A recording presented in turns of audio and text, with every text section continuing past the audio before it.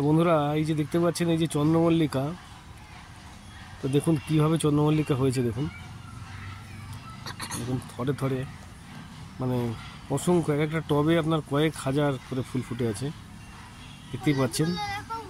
তো এই দেখুন কীভাবে চন্দ্রমল্লিকা হয়েছে, অসাধারণ অসাধারণ চন্দ্রমল্লিকা। যিনি করেছেন তিনি আমার অত্যন্ত পরিচিত এবং কাছের মানুষ। দেখুন কীভাবে চন্দ্রমল্লিকা হয়েছে। তো এই যে আমার যে বাগানের, আমি তো আমার গার্ডেনের আমি মালিক, আর আমার যে অ্যাসিস্ট্যান্ট এটা তার মামার বাড়ি, তিনি এখানে রয়েছেন। দেখুন এই যে তিনি এখানে আছেন। হ্যাঁ, তো তিনি আমাকে বললেন যে এরকম চলো বাবা একটু ছাদে চলো। তো আমি ছাদে এসেছি। দেখুন কীভাবে এখানে চন্দ্রমল্লিকা হয়ে রয়েছে, তো অসাধারণ লাগছে দেখতে, সৌন্দর্য অসাধারণ।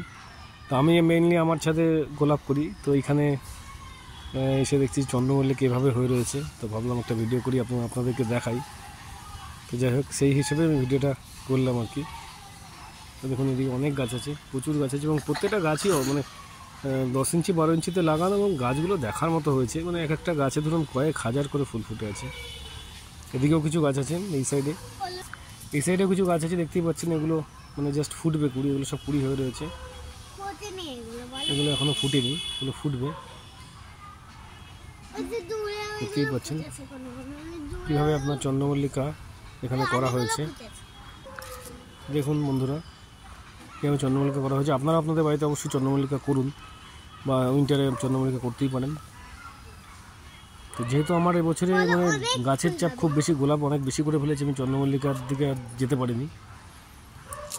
তো যাই হোক, শীতকালীন ফুল আপনারা অবশ্যই বাড়িতে করুন, গাছ ভালোবাসুন, বাড়িতে অন্তত গাছ বসান, ফুল ফলের গাছ বসান। তো যাই হোক বন্ধুরা, ভিডিওটা ভালো লাগলে অবশ্যই লাইক এবং পারলে শেয়ার করবেন, এবং আমার চ্যানেলটা অবশ্যই সাবস্ক্রাইব করতে পারেন, অসুবিধা নেই। ভালো থাকবেন, সুস্থ থাকবেন বন্ধুরা, চ্যানেলের পাশে থাকবেন।